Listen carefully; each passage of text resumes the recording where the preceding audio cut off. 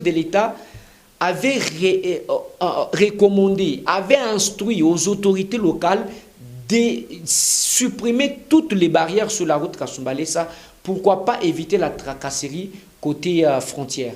Mais cette mesure du chef de l'État a été foulée aux pieds par les responsables des différents services, pourquoi pas les autorités provinciales. Mais pourquoi la fraude douanière ne veut toujours pas prendre fin? Aujourd'hui, Jacques Aboulakato et ses ministres ne savent pas mettre fin à la fraude douanière. L'argent n'entre pas dans la caisse de l'État, plutôt dans les poches des gens.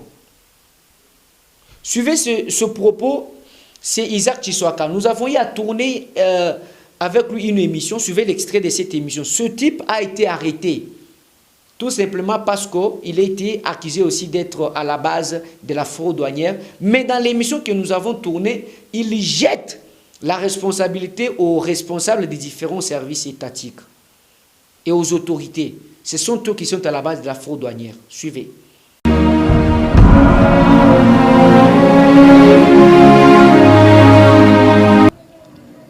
Vous êtes accusé aujourd'hui d'être semeur de troubles à Kasumbalesa au niveau de l'espace Bilanga. Comment vous réagissez? L'accusation, c'est par rapport à la fraude douanière. Base Bilanga, IDPS ou bien Isaac Tshisekedi ne fait pas la fraude douanière. La fraude douanière est orchestrée par 4 services naturels. DGDA, OCC, IGEN et DG. Je vous donne un élément d'épreuve ici. Ça s'appelle un document de la douane, DCI. Ce document ici...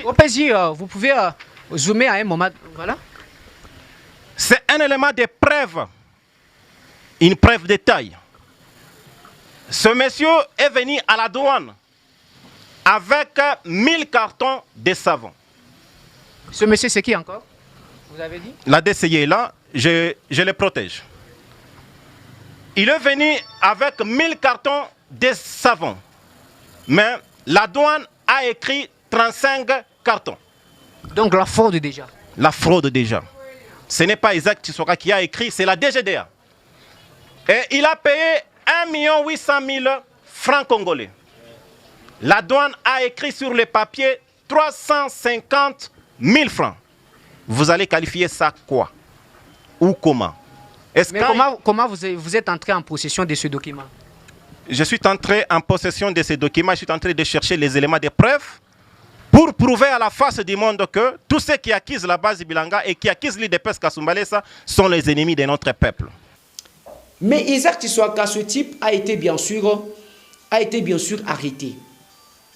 Malgré il est arrêté, malgré la fermeture des Bilanga. Mais pourquoi la fraude ne veut pas toujours prendre fin? Aujourd'hui, Jacques Aboulakato n'est pas à mesure.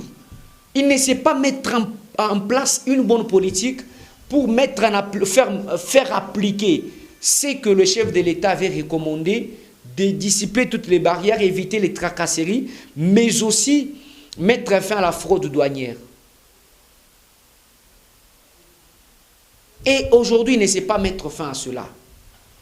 Donc c'est un peu ça, un dossier à suivre. Suivez à présent les images du Sud Kivu, 2 ans de la province du mandat de Tiongo Abidje Kassi.